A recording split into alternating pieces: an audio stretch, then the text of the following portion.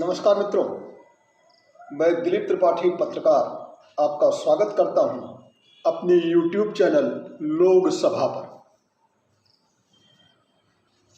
उम्मीद करता हूं कि आप सब स्वस्थान सफल होंगे, स्वस्थ और प्रसन्नचित अनुभव कर रहे होंगे। मित्रों, दीपावली का त्यौहार अब की बार जब हम भारतवासियों ने मनाया तो त्यौहार का जो पारंपरिक रूप था, जिसमें दीपमालिका सजाना,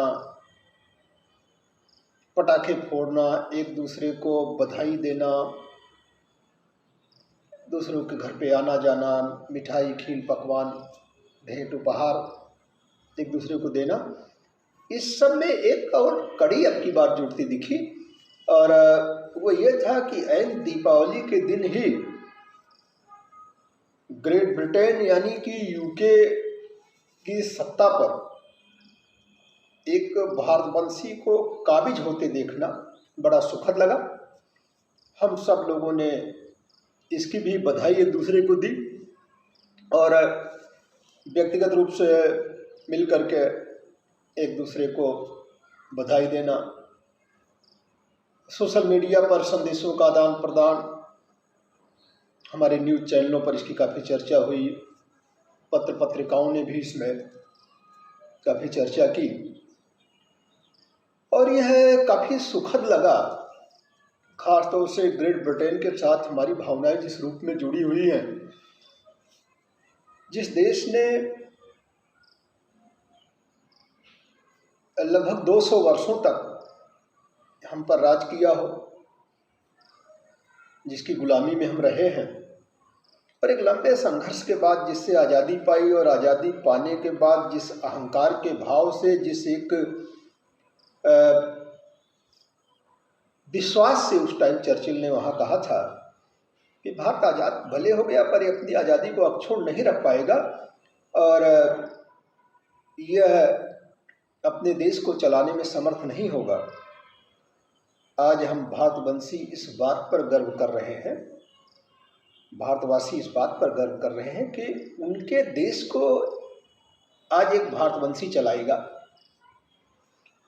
और गर्व करने के इसलिए भी कारण हैं कि ऋषि सुनक के रूप में जिस शख्सियत ने इस उपलब्धि को अपने नाम किया है, उसका भारतवंशी होना ही इम्पोर्टेंट नहीं है कि वो भारतवंशी है।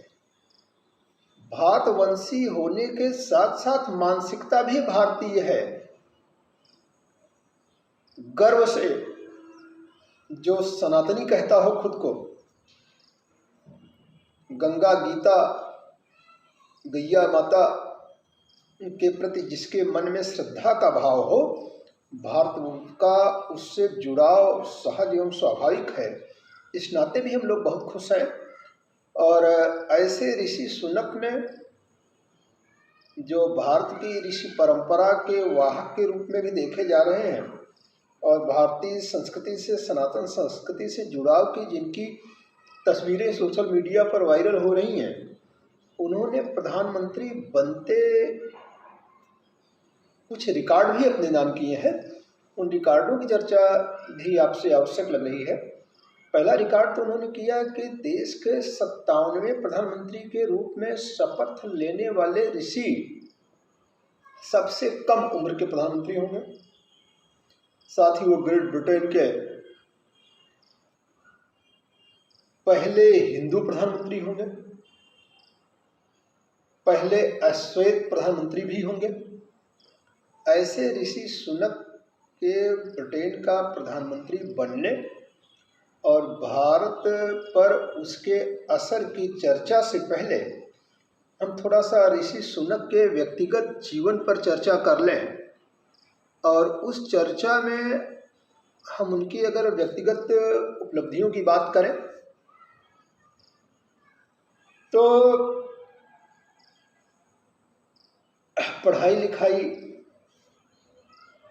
से लेकर के अन्य अपनी उपलब्धियों में वह इंग्लैंड में के ही करीब रहे, इंग्लैंड में ही रहे, भारत से कोई बहुत लेना देना नहीं रहा। लेकिन चूंकि माता और पिता दोनों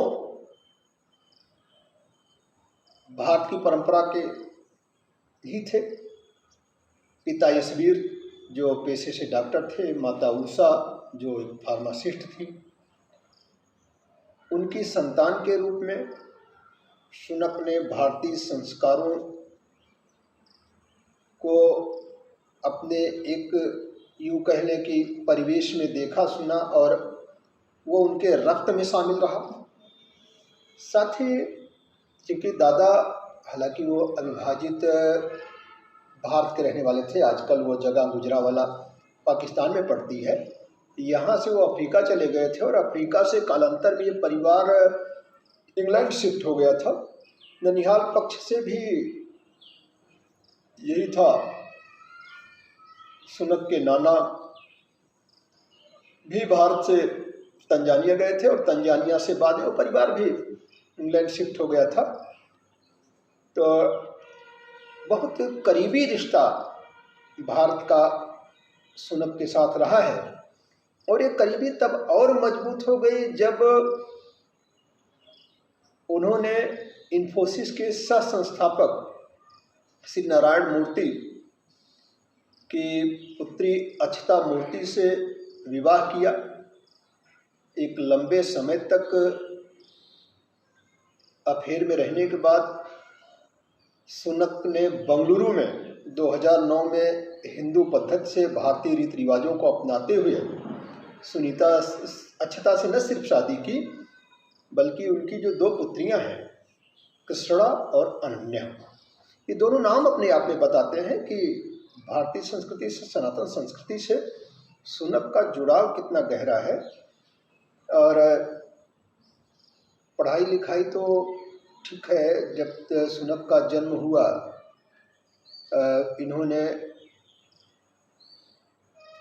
जन्म के बाद पढ़ाई लिखाई में ऑक्सफोर्ड भी पढ़े, स्टैनफोर्ड यूनिवर्सिटी पढ़े, लेकिन इस सब के बावजूद यह नहीं था कि जीवन बड़ा आसान रहा हो। और स्वयं उन्होंने कई बार अपने चुनावी कैंपेन में कहा है कि उन्होंने अपने जीवन में जो शुरुआत करी है वो एक दवा कंपनी में दवाओं को दुकान दुकान पहुंचाते हुए शुरुआत करी। एक होटल के वेटर के रूप में काम करने का भी उनका अनुभव रहा, लेकिन लक्ष्य कुछ और था, जाना कुछ कहीं और था, उस तरफ आगे बढ़ते गए। भारत में जिस बात की सबसे ज़्यादा चर्चा है वो ये है कि जब उन्होंने हाउस ऑफ कॉमन्स में एक सदस्य के रूप में शपथ ली, श्रीमद् भगवद गीता पर हाथ रख करके भगवद गीता की शपथ ली।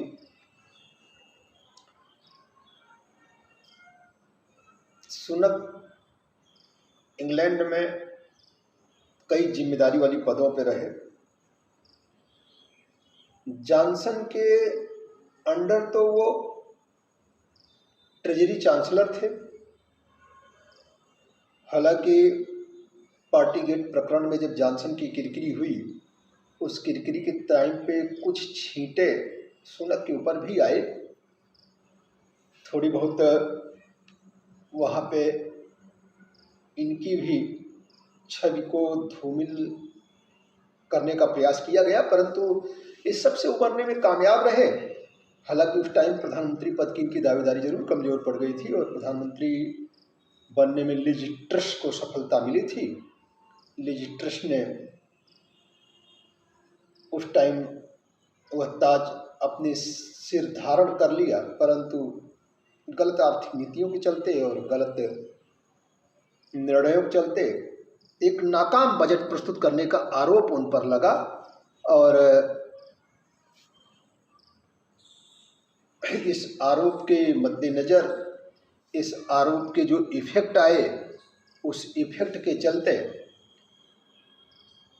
उन्हें इस्तीफा देना पड़ा।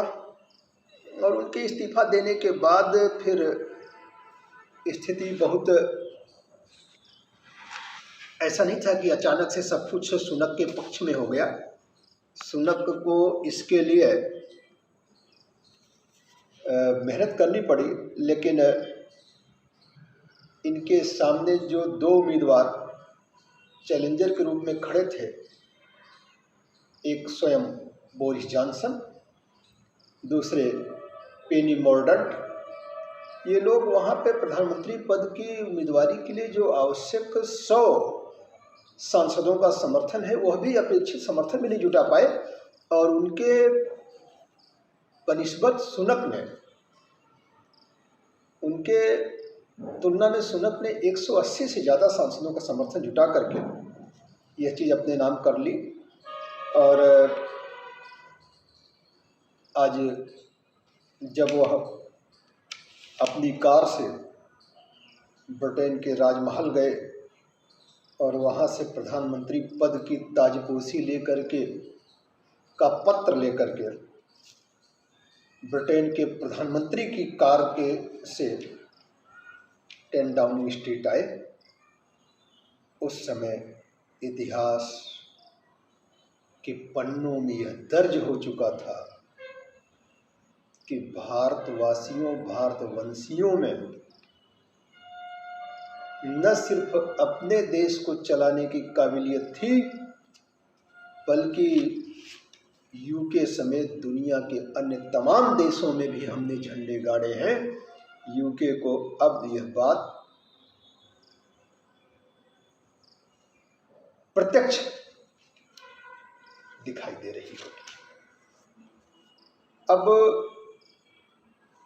अगर हम बात करें कि सुनक की राह प्रधानमंत्री के रूप में कैसी होगी और क्या भारत के लिए ये वाकई बल्ले बल्ले की स्थिति है, तो मुझे लगता है कि सुनक ने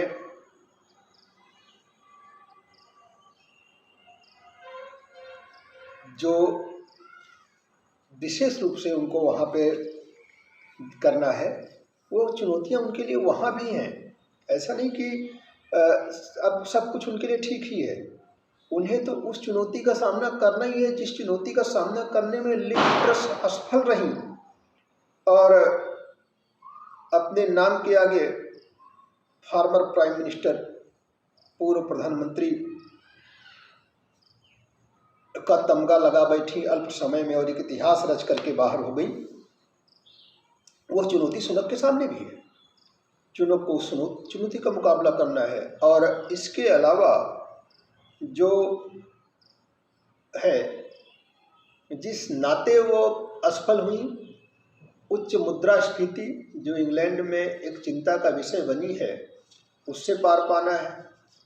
रूस यूक्रेन का युद्ध और उसमें ग्रेट ब्रिटेन की जो भूमिका है, जो उसकी स्थिति है और जो उसके उस पर प्रभाव है, उससे भी निपटना है। उन्हें इंग्लैंड की जनता में अपनी स्वीकार्यता एवं विश्वसनीयता को बढ़ाने की चुनौती से भी जूझना होगा। ये सब चुनौती से जूझने का जो एक मादा होना चाहिए और जो दमखम होना चाहिए, वो बेशक सुनक में है, लेकिन चुनौतियां आसान भी नहीं हैं। अपने चुनाव प्रचार में इन चुनौतियों को महसूस करते हुए और इसके दबाव को महसूस करते हुए और अपनी उम्मीदवारी को, अपनी योग्यता को असंदिग्ध बताने के क्रम में उन्होंने कहा भी था कि यहाँ तक पहुँचने के क्रम में मैं एक खराब पति और गैर जिम्मेदार पिता साबित हुआ। यह कहने का इशारा तो आप सब समझ ही रहे होंगे कि क्या कहना चाहते थे वो। लेकिन मुख्य रूप से हमारी जो चिंता है, भारतीय चिंता है, जो चर्चा हम लोगों को करनी चाहिए, जिस पर ज़्यादा फोकस होना चाहिए और जो हम लोगों के लिए दीर्घकाल में अस्थायी प्रभाव डालने वाली कुछ बात हो सकती है, उस पर चर्चा करें। तो भारत और इंग्लैंड के संबंध, भारत और ब्रिटेन के संबंध भाई ऐसा नहीं है कि बस ऋषि सुनक के आ जाने के बाद सब कुछ बेहतर हो जाएगा। एलिजिबल की कोई स्थिति नहीं आनी है, क्योंकि सुनक भले भारतवंशी हैं, भारतीय नहीं है। पत्नी अक्षता मूर्ति भारत का पासपोर्ट रखती हैं, इस नाते हम उन्हें अर्ध भारतीय कह सकते हैं। लेकिन जो जिस देश में जिस पद पर होता है, उस पद की अपनी जिम्मेदारियां होती हैं, उस देश की अपनी पॉलिसी होती है, उस देश के लोगों का एक नैतिक दबाव होता है, एक मनोवैज्ञानिक दबाव होता है, उसके हितों की रक्षा का वचन होता है, उस देश के संविधान की निष्ठा की शपथ होती है। बहुत सारी ऐसी बातें होती हैं जहाँ आप बहुत स्वतंत्र होकर के कोई फैसले नहीं ले पाते हैं, और लेना भी कितना चाहते हैं और अपने आप को किस रूप में रखते हैं, सोचते हैं, यह भी एक बड़ी बात होती है। अभी आपने देखा होगा कि इसी टाइप की खुशी हम लोगों ने, इसी टाइप का माहौल भारत में दिखा था जब कमला हैरिस प्रधानमंत्री बनी, उपराष्ट्रपति बनी थी यूएसए में, और बाद में हमें निराशा का भी अनुभव करना पड़ा। कमला हैरिस ने सार्वजनिक रूप से कई बार खुद को अफ्रीकी ओरिजिन का बताया, और वो भारतीय मूल की, इंडियन ओरिजिन की खुद को कभी कहती सुनी नहीं जाती। तो हम लोग तो इस ढंग से भी तमाम अनुभव हमारे पास है। हम मलेशिया में महाथिर मोहम्मद का उदाहरण देख चुके हैं। दुनिया के अन्य तमाम देशों में हमने देखा है कि चीज़ें बहुत कुछ पॉलिसी के लेवल पे नहीं बदलती।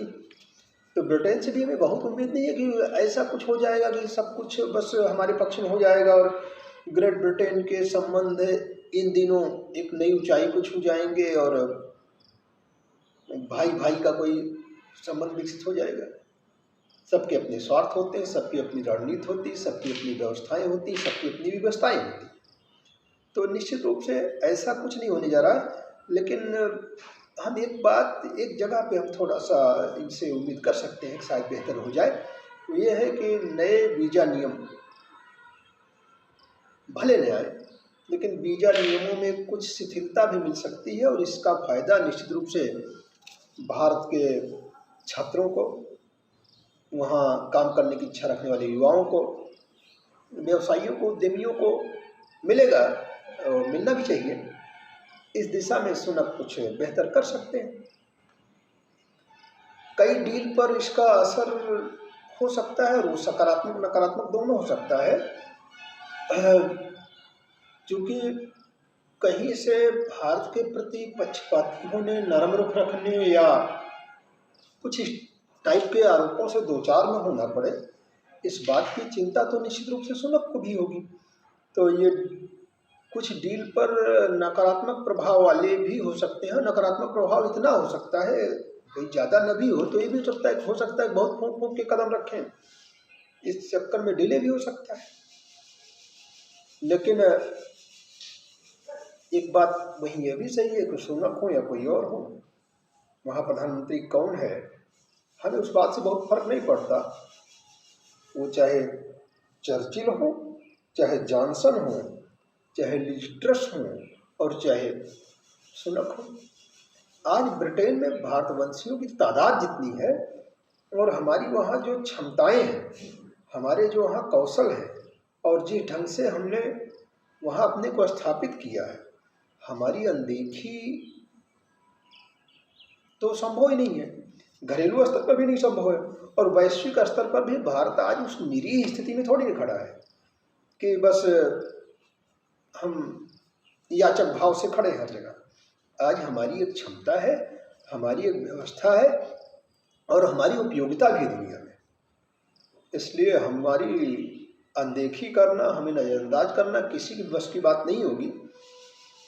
सुनक के आने से हम इस लिहाज से खुश हो सकते हैं, और इतना निश्चित रूप से हमें होना भी चाहिए कि आज भारत की परंपरा, भारत की सोच, भारत की जो सांस्कृतिक यात्रा है, उसमें निश्चित रूप से एक नवीन अध्याय जुड़ेगा, जहां हम सबको खुश होने जैसा कुछ मिल सकता है। और इस संदर्भ में हम एक दूसरे को बधाई दे सकते हैं। फिलहाल भारतवंशी ऋषि सुनक को यूके के प्रधानमंत्री बनने की भारत की शुभकामनाओं के साथ खुद को जोड़ते हुए, आप सबको जोड़ते हुए हम सब अपनी शुभकामनाएं उनको प्रेषित कर रहे हैं। और यूके को नया प्रधानमंत्री मिलने की बधाई।